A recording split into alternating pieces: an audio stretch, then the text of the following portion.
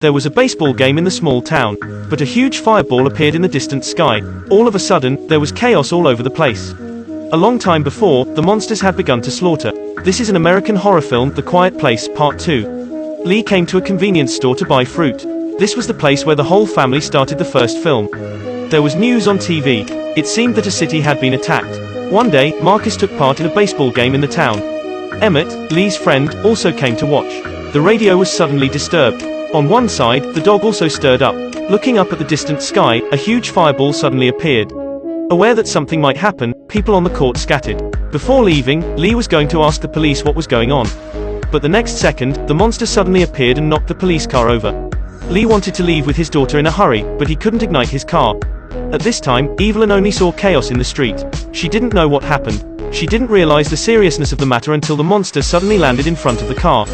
Lee and his daughter hid in the restaurant, but someone's phone just rang and led the monster in. At that time, Evelyn and her two sons hid behind the police car.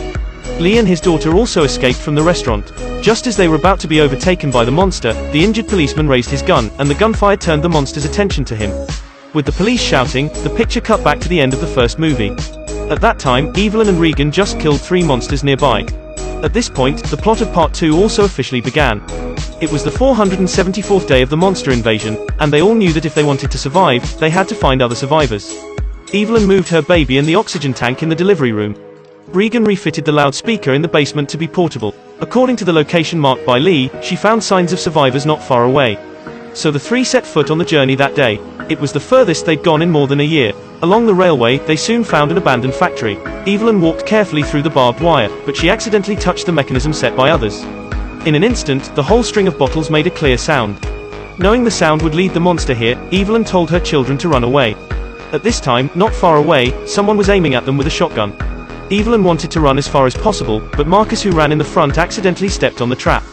There was no way to run. Evelyn could only put her hand over her son's mouth.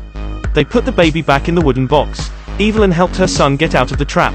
Seeing that the monster had appeared, Regan quickly turned on the speaker and put the hearing aid next to the microphone. The high-frequency howl magnified several times made it difficult for the monster to move in an instant. Its skull cracked. Evelyn took advantage of this opportunity to blow the monster's head. The fire gun would attract more monsters, so they had to run as quickly as possible. Then a mysterious man suddenly appeared. He took the initiative to guide them. After going through a huge factory building, the man led them into a basement. There was a sealed cabin in the basement. The cabin was airtight, so even if they talked to each other inside, the monsters outside were totally imperceptible. At the same time, because of this, every time the door closed, the man would use a timer to remind him to open for ventilation. It turned out that this man was Emmett, a friend of Lee in the first scene. His son died on the first day of the invasion. His wife died of illness 2 months ago. Emmett told Evelyn that many of the survivors had changed their character. Evelyn might not know, but he'd seen it. Sometimes he even felt that human beings were not worth saving. Marcus suddenly heard the song on the radio. The 3 of them were very surprised, but Emmett said calmly, the song's name was On the Other Side of the Sea. It turned out that this song had been playing for more than 4 months. Regan doubted that her father searched for signals every day, but why he didn't find it at that time. Emmett told him that was because their home was in a valley. It was to receive a signal in a valley. Though their relationship was good, now resources were scarce, Emmett could only tell him to leave as soon as possible. Late at night when everyone was asleep, Regan secretly woke Marcus up and went to talk in the airtight cabin. The airlock could be opened from inside because the towel could prevent the door bolt from being locked. Regan guessed that the song on the radio might have other meanings. The song was called On the Other Side of the Sea. She suspected it might be a signal. It turned out that she had found the radio station playing the song through the frequency band. The radio station was located on an island in the nearby sea. She planned to follow the railway all the way to the seaside. As long as they could find a boat, they could go to the island. At that time, they could use the radio to spread the roar of the hearing aid. The radio in everyone's hands would become a powerful weapon against the monsters. Though her plan was perfect, Marcus refused to take a risk. They all knew that their mom wouldn't agree. So the next morning, Regan secretly carried weapons and the speaker with her, alone on her way to the seaside. Waking up in the morning, Marcus saw a note. It turned out that his sister kept him watching the radio station, waiting for the success of her plan. Learning that Regan went to the seaside alone, Evelyn asked Emmett to help her find Regan. Regan saw a carriage on the road. Inside laid many dead bodies. In the process, she accidentally disturbed the birds perched in the carriage. There must have been a tragic experience. Then she found a first aid kit in the carriage. But as soon as she saw the monster, she stopped rummaging. It must have been because of the sound of the birds just then. Seeing the monster, Regan opened the speaker in a hurry, but she had held the hearing aid and the microphone with one hand. She could only shoot the monster with the gun in her other hand. As a result, the monster was only slightly injured. Fortunately, Emmett arrived in time to save her. Initially, Emmett was dragged by Evelyn to help her take Regan back, but after listening to Regan's plan, Emmett was completely convinced. So he decided to go to the island with Regan. Emmett knew how to communicate with Regan. Though Regan was deaf, she could speak like a normal person. Emmett couldn't speak sign language, but Regan could read lip language. On Evelyn's side, she found that she was short of oxygen. So she decided to go back to town and find some oxygen tanks. When she left, the baby could only be taken care of by Marcus. As she passed through the iron bridge, she thought of her son who died here a year ago. Evelyn knew that the past was always to be put down. So before she left her ring here. It was getting dark. Emmett and Regan were looking for the right boat at the dock. Marcus was bored with looking after the baby, so he wandered around. When Evelyn came to the town, she also found the medicine and oxygen she needed. Then Emmett found a little girl on the dock. He wanted to check on her, but she hooked a rope around his neck. At the end of the rope, many bottles and cans were tied together.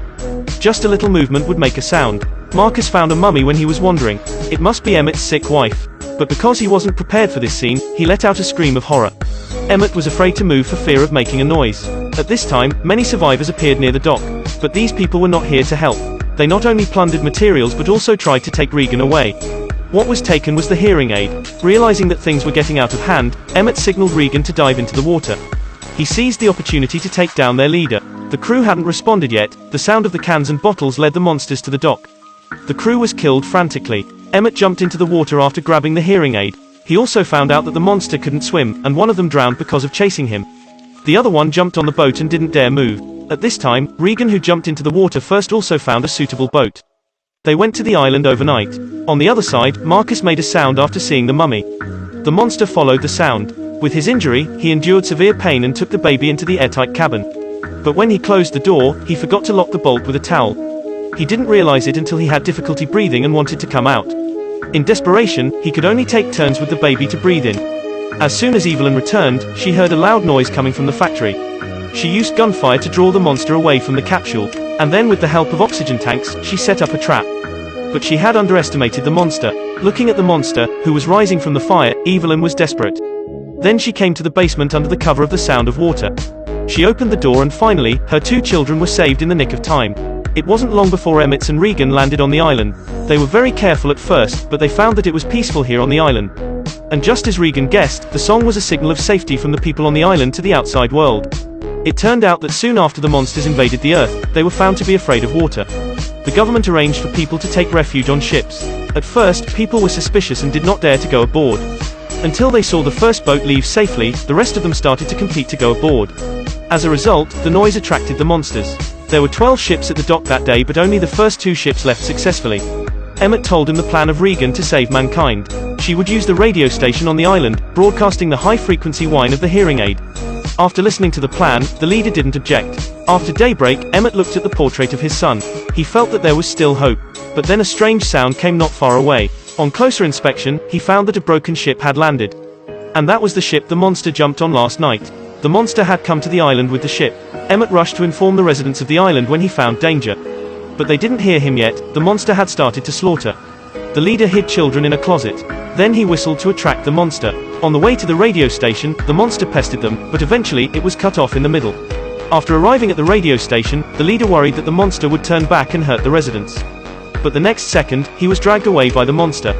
Emmett and Regan couldn't do anything to save him. On the other side, Evelyn found that there was no movement outside through the window.